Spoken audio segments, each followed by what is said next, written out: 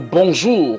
Parlons ce jour d'une forme de répression politique souvent très négligée. Elle échappe même jusqu'ici à plusieurs politiques et analystes. Tous les yeux sont généralement rivés sur la Brima d'Express, celle qu'on peut facilement observer et apprécier. Par exemple, les interdictions des activités politiques, la bastonnade et les humiliations de ceux qui ne sont pas d'accord, les arrestations et les emprisonnements. Or, il y a une autre forme de répression politique qui passe souvent inaperçue, pourtant elle semble être la plus opérante, la plus efficace depuis 1982. Elle salit moins le politique producteur et ordonnateur de la brimade.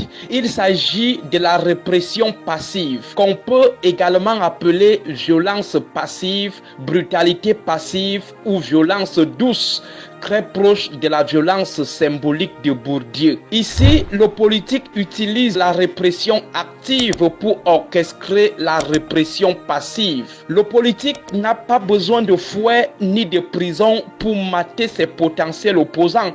Il utilise simplement des cas connus pour impacter la psychologie des opposants ou potentiels contestataires.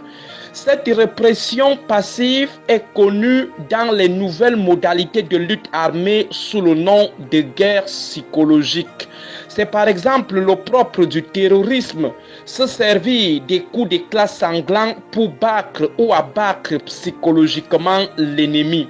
Parlons donc de cette répression passive dans le champ politique camerounais avec son usage récurrent par l'ordre dominant. Elle se traduit sur le terrain par la mobilisation des instruments de la peur, de sorte que les potentiels adversaires ou contestataires, à la seule évocation de ce qui peut leur arriver, en cas de passage à l'acte, rentrent rapidement dans leur coquille, renoncent rapidement à leurs intentions de dire non à l'ordre au pouvoir. Les plus grandes victimes de la répression passive se trouvent dans le marché de la fonction publique.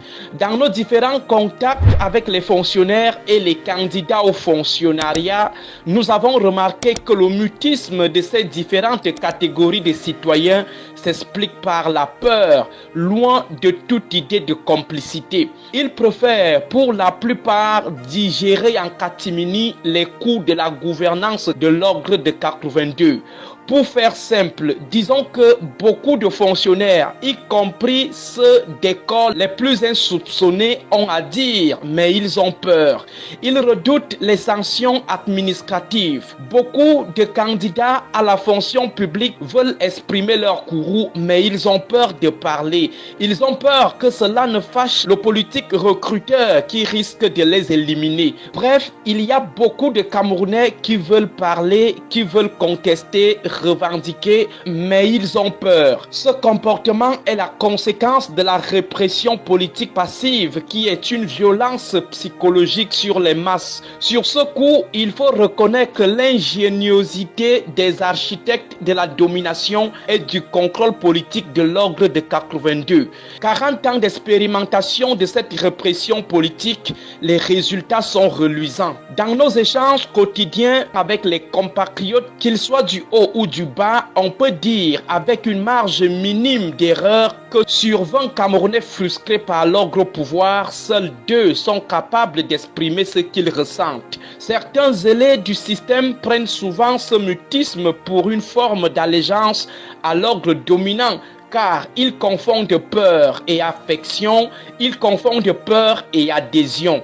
Ils oublient ce qu'on appelle dans les nouveaux savoirs des attitudes politiques la majorité silencieuse. Celle-là qui a des choses à dire mais estime que les conditions ne sont pas bonnes pour dire ce qu'elle a à dire. Ce silence n'est donc pas un aveu d'amour à l'égard de l'ordre hégémonique, mais plutôt l'expression de la peur imposée par la répression politique passive. Chacun veut juste voir ses enfants grandir.